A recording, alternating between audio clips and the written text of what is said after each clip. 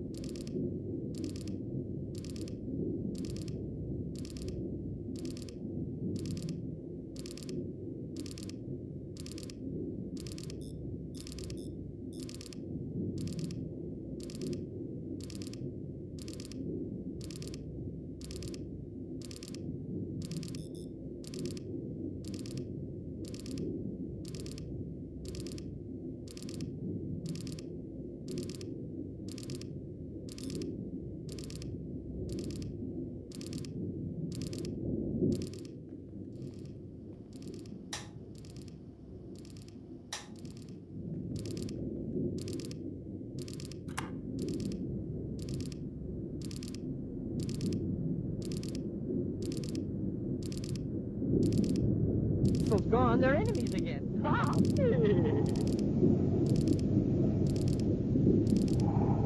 And so, once again, Commander Corey's quick thinking and daring have prevented a disastrous attack. Even now, events are taking the more danger for Commander Corey. And now, an exciting preview of next week's Space Football adventure. Buzz and Happy have landed on a small planetoid. At this moment, wearing their spacesuits, they're approaching the airlock of a prospector's cave, where a criminal is... Have your ray gun ready, Hap. See if I can open the airlock. Right, Commander. Where did that come from? Someone's firing at us. That one came from the other direction. The airlock waiting till they get us. Be sure to be with us next Saturday for the exciting story of Magic Space Pictures with Rejects, Price Checks, and Good Hot Ralston again bring you Space Patrol! Like Reaches of Space, missions of daring in the name of interplanetary justice. Travel into the future with Buzz Corey, Commander-in-Chief of the Space Patrol! Space Patrol, an original Lighthouse production, was written by Lou Houston and directed by Larry Robinson.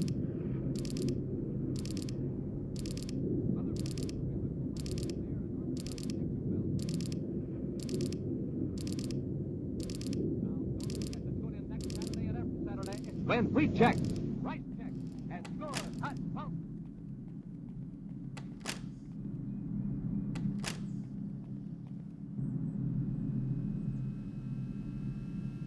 Present the new exciting Space Patrol. And be sure to see another exciting Space Patrol story on your local ABC television station. Consult your local paper for time and channel. And now, a word to mothers about the salad of the year. Peach coronation salad, a brand new idea inspired by the crowning of England's lovely queen. A salad that looks like a king's crown, studded with jewels. But the kind of a salad a man can go for. It's made with creamy cottage cheese and luscious canned cling peaches from California. Give your peach coronation salad that's perfect. Served with delicious fried fish, toasted wafers with a hearty rye taste. Boy, what a way Rye Crisp has of making other foods.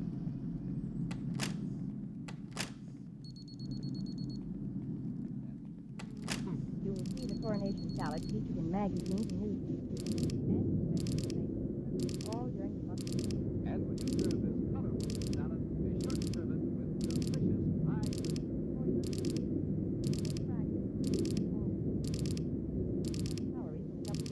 No waiting for the famous Rye Crisp producing plant when you buy Rye Crisp. It's printed right on the package. Remember, it's smart to make your food right. Transcribed from Hollywood.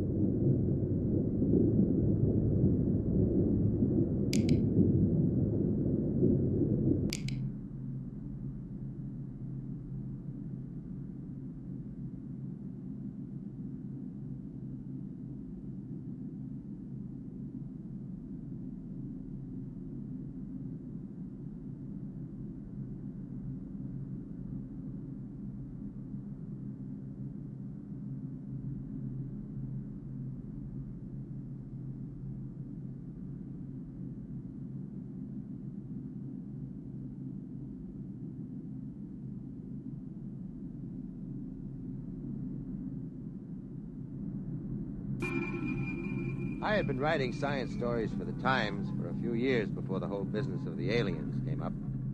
I got on to doing science because I wasn't a very good sportsman. And the guild made it clear to the manager that I had enough seniority to make it tough to fire me. So when Masters went over to Life magazine, I was shoved into his spot. Now, being the man from the Times on any given story is quite a responsibility.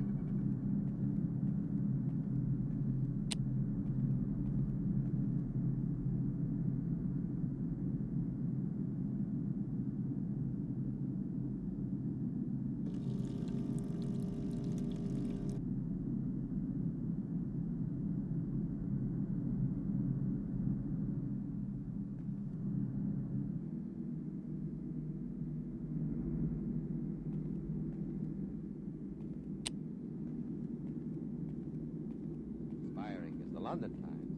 You remember the butler announcing there were several reporters and a gentleman from the Times? But we're supposed to look as if we didn't specialize in experts in picking winners in Jamaica. Of course, it pays off. You find scientists, atomic energy commissioners, even congressmen will open up to the Times. And that's how I got on the inside of this whole business. I had met Joseph Nathan at a convention in Atlantic City. When he invited me to look over this work, I accepted.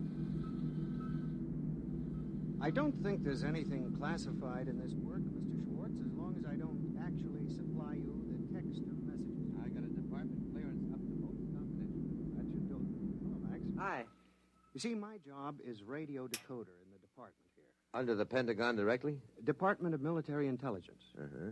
I use a directional pickup to tune in on foreign bands, record any scrambled or coded messages I hear. I thought the code department was handled under CIA. Well, I guess there is some duplication. Actually, though, I concentrate on the scrambled messages. I see. Here, I can show you. Come over here. Look out for the table. Yeah. Anybody want coffee?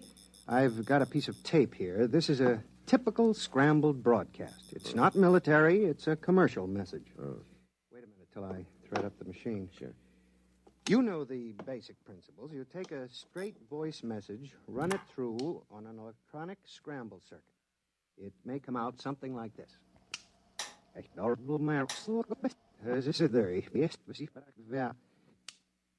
My job is to pick a thing like that out of the air, analyze the patterns, and wire an unscrambler. I've got this particular pattern set up on the machine, see? Tanker number 734, capacity code 7, estimated time of arrival at Galveston 30. You see? Mm-hmm. Now, that was just a commercial message. I do the same thing with military intelligence. Is it something like old-fashioned cryptology? Well, yes, except there's a small complication. You need a degree in advanced electronics, waveform math with a touch of quantum physics. I suppose it's quite challenging, then, every time you pick up a new signal. In a way, actually, they do the same work in every country these days. Everybody knows it's just a matter of time before any scrambled pattern is broken. It's pretty routine. Ever pick up anything exciting? Well, actually, most of the messages, when I unscramble them, are still in prearranged code, and I have to turn them over to cryptology. Something like copying Jabberwocky 500 times by longhand. Well, there is something interesting here. Listen to this piece of tape. I don't hear anything. Well, that was it. Oh? Now listen, there's another one coming up. That's it. Well, I get that on my car radio, static. Yes, but that's from the stars. You mean radio interference? That's right. I think you wrote about the work at Bell Telephone and RCA Labs about radio telescopy mapping the star positions by static. You're interested in that? Not exactly. They've never been able to figure out why the static on these particular bands comes in such jagged bursts. Just doesn't seem natural. You have any idea? Oh, I don't know. I've been kicking around the notion that it's not a natural phenomenon. I've been trying to discard it, sort of like playing chess against yourself on the train in the morning. Well, that's about all there is.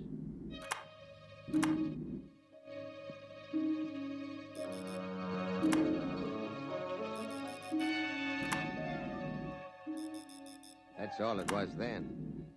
Joe Nathan swindling a few parts and a little government time to ride a hobby horse of his. I wrote up his job for the Sunday magazine section. It got squeezed out for an article by a famous actress on the 10 leading roles I disliked the most. So I forgot about it. Went back to announcing a miracle drug per week and conflicting theories of psychoanalysis. I don't know what I'd do without them. They're always good for a piece. I was at the office late one night. I didn't have any work, but I just didn't feel like going home and putting the kids to bed. Schwartz. Mr. Schwartz? That's right. This is Joseph Nathan.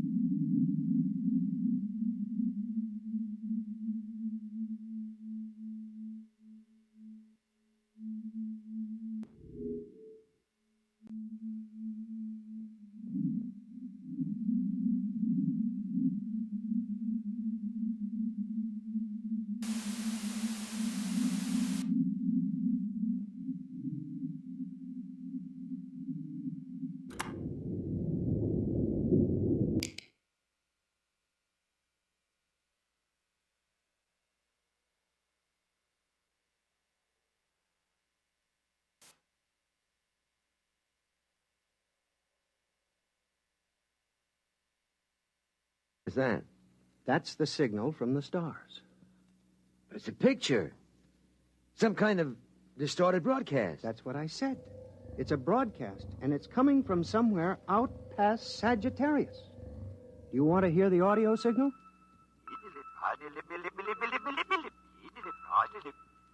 That's their language? That's right. We're sure about that. The colors were assigned arbitrarily, of course. You see that figure there, the tall one? With the green skin? Yes. That skin may be blue or pink or gray or anything. We don't know what their color response is. The only thing we're sure about is the various shadings of intensity and the audio channel. What is it? What's it all about? Well, we haven't decoded the language yet. There's a team from Harvard working on that. We record everything that comes in, but I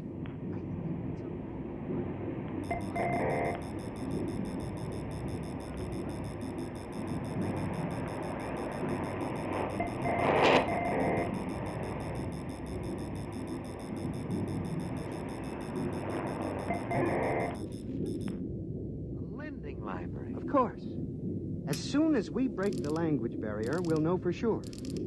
Oh, by the way, I thought you might be interested. I've sent them back a message. Look, Nathan, when are they going to release this? When can I use it? I don't know. In the civil service, you don't ask questions. Now, look, I'm a newspaper man. This is the hottest I story. thought you were from the Times. I know, but it's still a newspaper. What is the message you sent them? How do you do it? Well, I took a print of a film. Yeah? As a matter of fact, it was Punky Ellie's Dance for the Hours, the Disney film. You know, with the dancing hippopotamus and crocodile? I think I remember it. Well, I scanned it with the same combinations and sent it back along the same line we were receiving from. Just testing.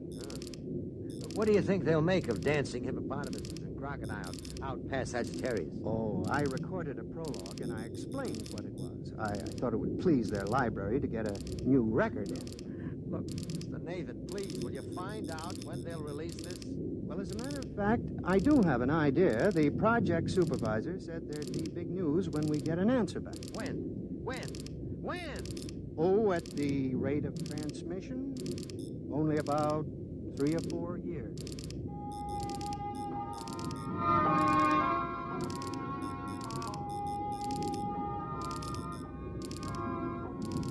That's what it was.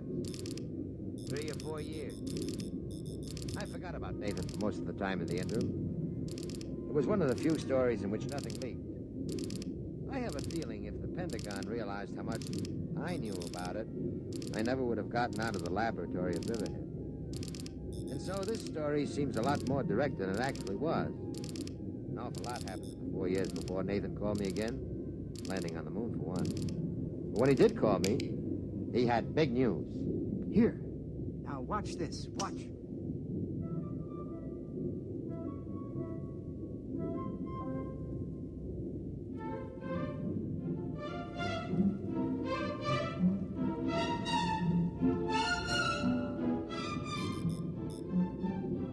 Is that the recording of the message you sent out? I've seen that before. No, it isn't. That's a message we've received.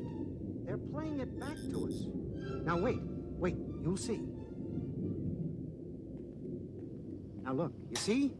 There's an auditorium. They've been showing our message on a screen. Look at them. What are they doing? Waving their hands in circles? Well, that might be applause. You can't tell. That isn't the most important. Do you realize what the intensity of this message was? On an Omicron scale, 302.8. Yes. Now, you'll see what I mean. Now, watch. Their camera, or whatever they use, hands up from the audience. Look at that wall. Hey, looks like a ship's hole. It is. It's a spaceship. That accounts for the intensity of the broadcast. We've picked up an alien spaceship, and they've gotten our message. They're approaching the solar system, and we'll be able to contact them. Joe, you know, I just don't care anymore. You've strung me along with this thing for 5 years, and it's no use to me. Absolutely no use. Why, didn't I tell you? The Department of Defense is releasing the story to the press. You have it today, and there'll be a general release tomorrow.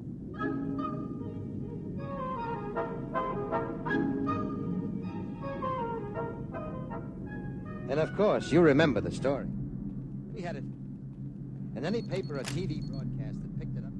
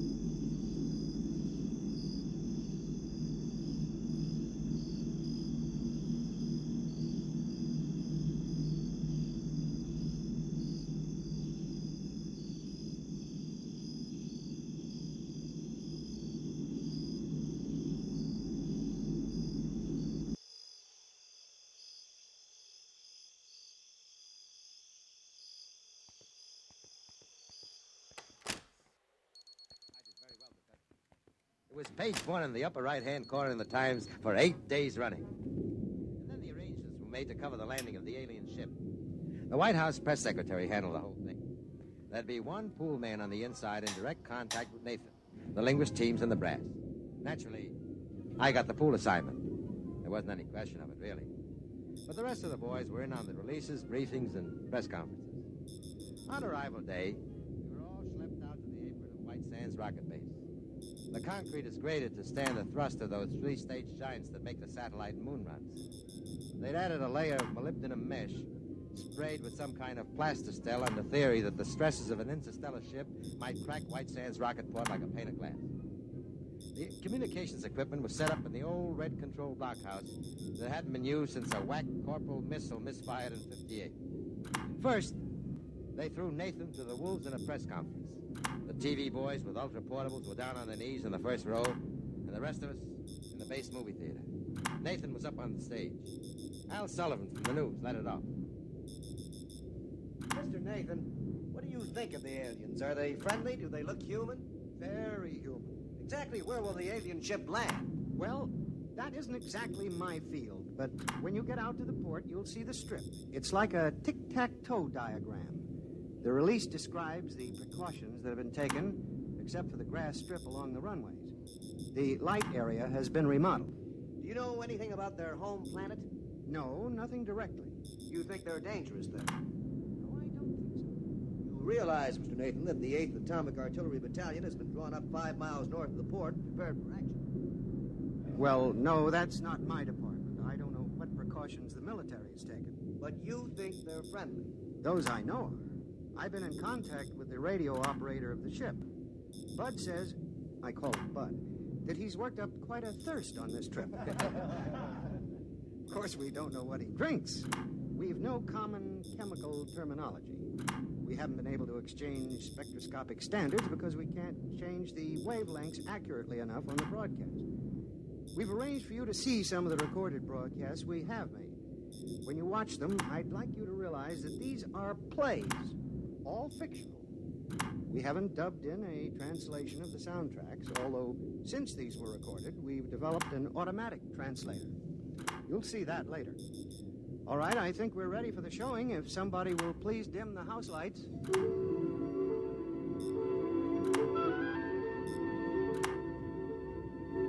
Of course, I'd seen the films before, but I stayed at the back of the hall to watch them again.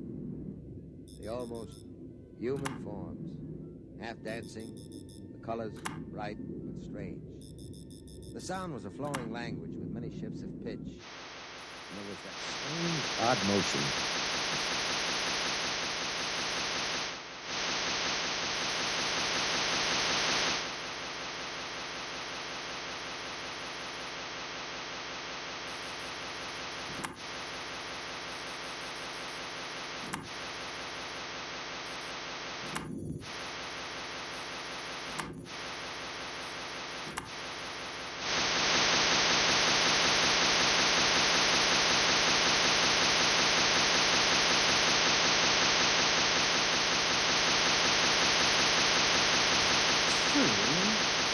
They're crazy about Pagliari and Mozart. Can't stand Gershwin. Strange. Joe, there's something wrong with the film. What do you mean? Well, something wrong with the whole thing. It's a hunch. I felt that way with the vaccine for the common cold. Turned out to be a bust, huh? Now, there's something about the way they move. Well, that bothers me, too. When I turn the tape faster, they're all rushing, and you begin to wonder why their clothes don't stream behind them, why the doors don't close quickly behind them, why things fall so fast. Well, we don't have to worry about it. We'll see them in about 2 hours when they land.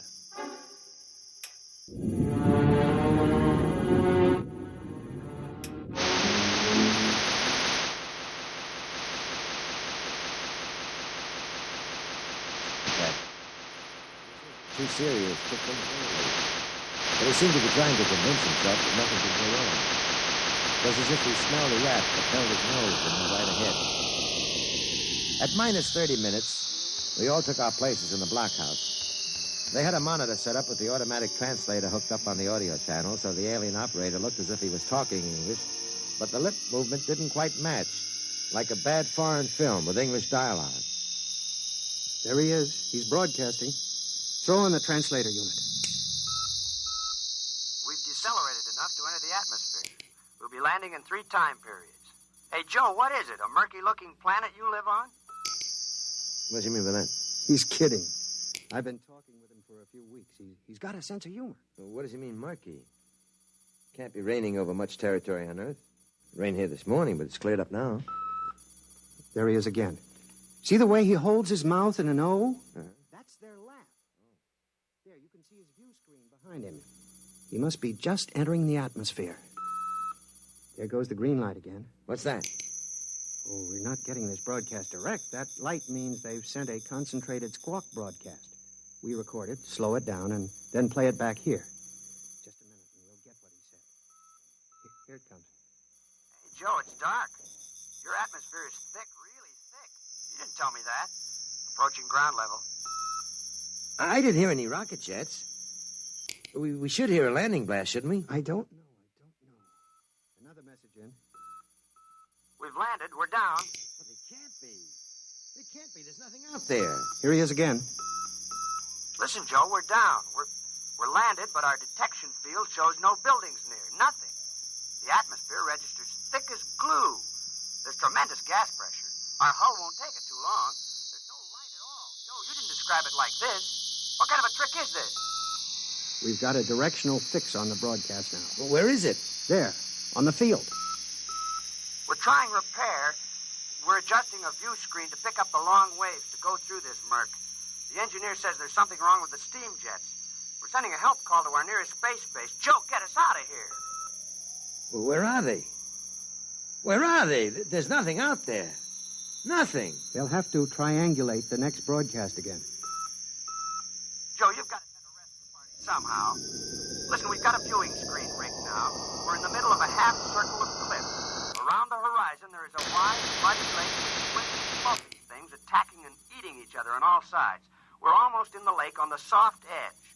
The mud can't hold the ship's weight, and we're sinking. The tubes are mud-clogged. When can you reach us? They're out there, aren't they? They're out there on that airport.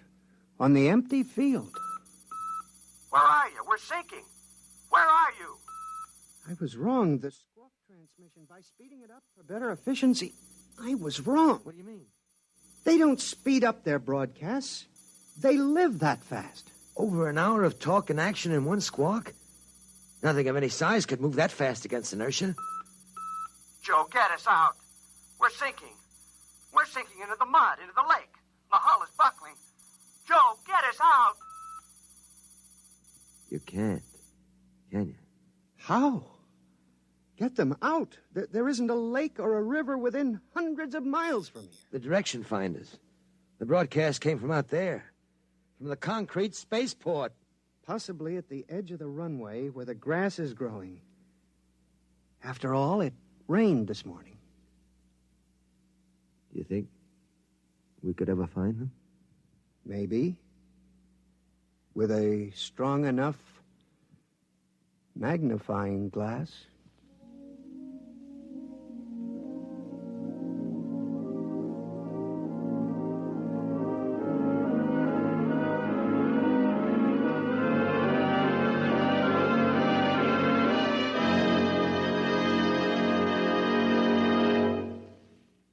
You have just heard X-1, presented by the National Broadcasting Company in cooperation with Galaxy Science Fiction Magazine, which this month features Rattle OK by Harry Warner Jr., which demonstrates that a time machine could be very useful for handling a department store's complaints, provided you don't go too far to please a customer. Galaxy Magazine, on your newsstand today. Tonight, by transcription, X-1 has brought you Pictures Don't Lie, a story from the pages of Galaxy written by Catherine McLean and adapted for radio by Ernest Kenoy. Featured in the cast were Joe DeSantis as Schwartz, John Gibson as Nathan, Sam Gray as a newsman, and Dick Hamilton as the alien. Your announcer, Fred Collins. X-1 was directed by Daniel Sutter and is an NBC Radio Network production.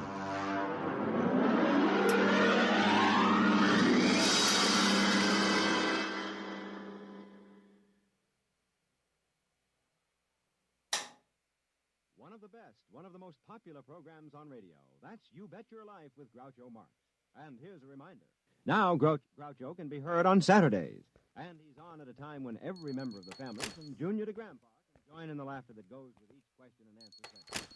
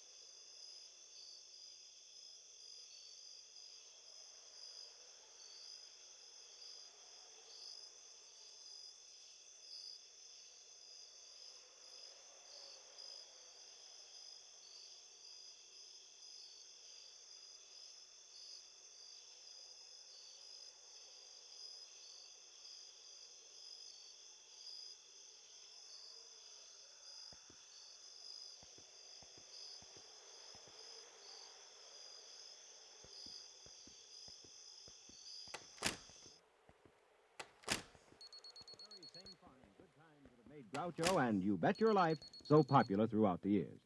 Have you ever met a hamburger king, or an earthworm farmer, or a famous beauty contest winner? Well, these are some of those who have appeared as Groucho's guests. Who will be his guests Saturday? Well, that's a secret. But you can bet your life they'll be full of fun and surprises. Have you ever heard Groucho sing his classic Captain Spaulding or throw a romantic line at a pretty girl contestant? You'll enjoy all of Groucho's unpredictable antics again this season, Saturday, the day for Groucho Marx and You Bet Your Life. Check your newspaper. Hear music by Ralph Flanagan and Skinny Ennis on Bandstand on NBC. For stories of the strange and unusual, count on Roswell UFO Radio. For your reading enjoyment, visit RoswellBooks.com and browse our selection of high-quality, award-winning books. Our titles include Aliens in the Forest, about a 1964 UFO encounter in California, where a group of hunters witnessed a UFO landing and were terrorized by the bizarre occupants of the ship. Read about the hunters' 12-hour struggle to avoid being abducted. Get it in print or for the Kindle at RoswellBooks.com. The greatest science fiction radio programs of all time live here, hand-selected for your listening enjoyment from our deep library of classic radio programs, such as Lights Out, CBS Mystery Theater, Escape, Mysterious Traveler, Dark Fantasy, Dimension X, and many more, mostly sci-fi with just a touch of mystery, suspense, and horror. Visit us on the web at RoswellUFORadio.com. Roswell UFO Radio, beaming sci-fi to our world and beyond. This is your new home speaking. I know you haven't moved in yet, but I need some favors. Could you dust the blinds? The dust makes me feel dusty. Also, we could save a lot of money if you bundled your home and car insurance with Geico. It's super easy to do online or over the phone. Last favor, when you move in, could you stick to one aesthetic? The last owner had a weird mix of floral wallpaper and...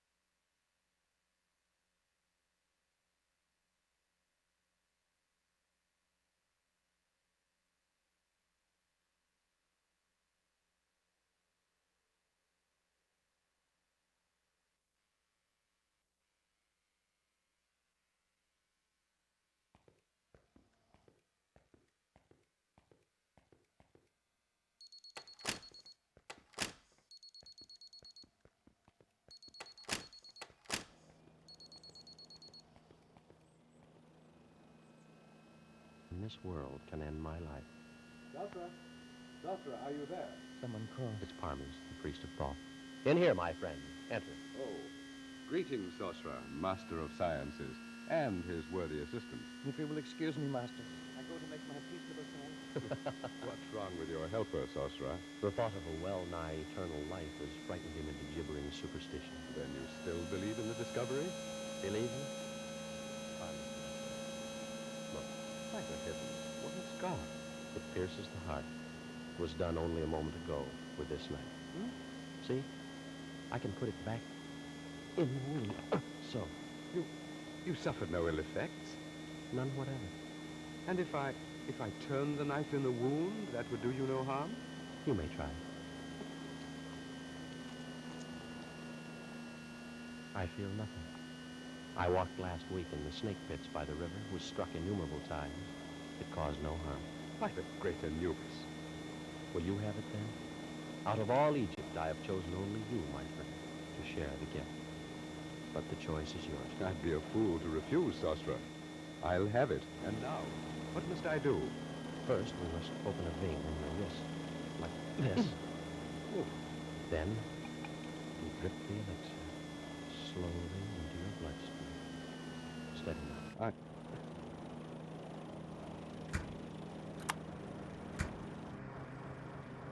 There is no sensation. It is done.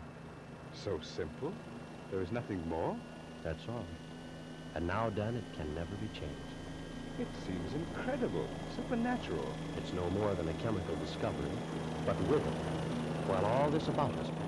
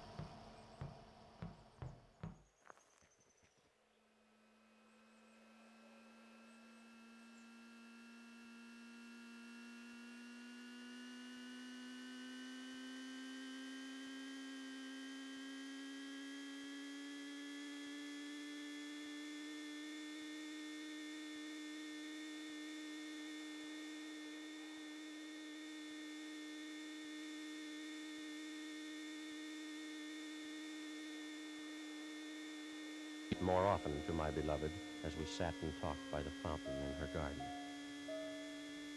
Look, Sastra. See how the stars shine from the water? Yes, Atma. More lovely even than their glow in the heavens. Are they very old, the stars? Very old, beloved. As old as time. And they'll go on gleaming there, long years after you and I are gone and forgotten. Atma, my dearest, we've talked of this before, and I know it distresses you to think of it. No, Sastra.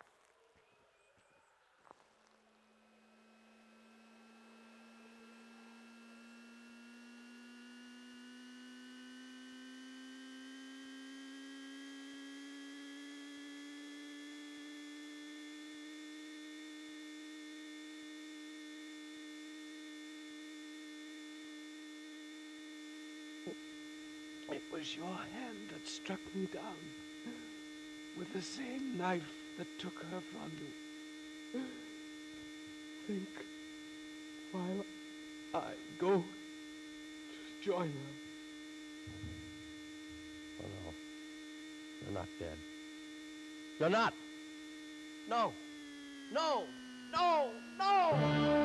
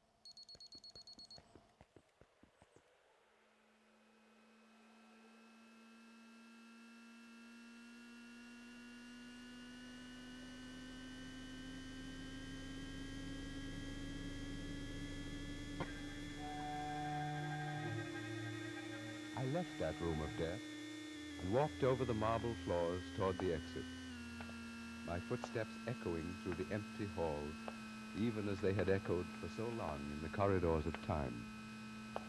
And I wondered as I walked if Sosra knew now what I knew, that the antidote in the Ring of Thoth can bring death to the body.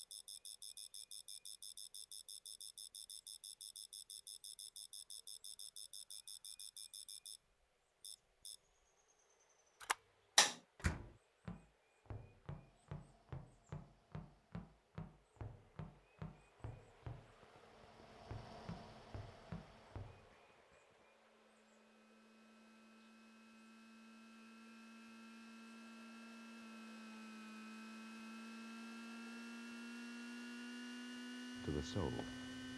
And I wondered in what cloak of flesh his spirit now dwelt, just as I, Hermes, priest of Thoth, had for the last 40 years of my 3500 dwelt in the body of John Vansittart Smith.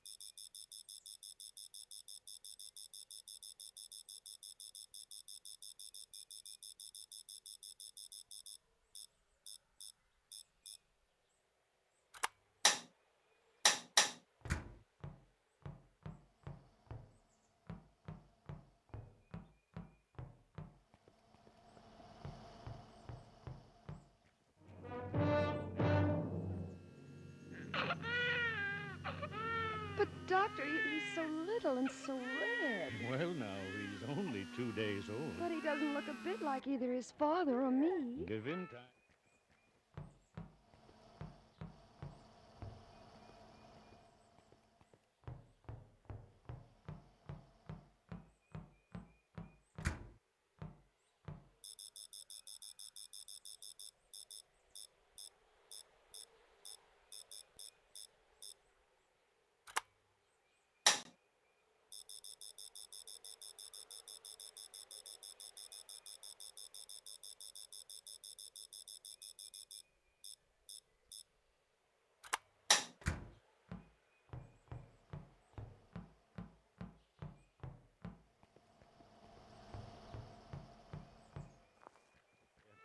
All babies look pretty much alike when they're first born.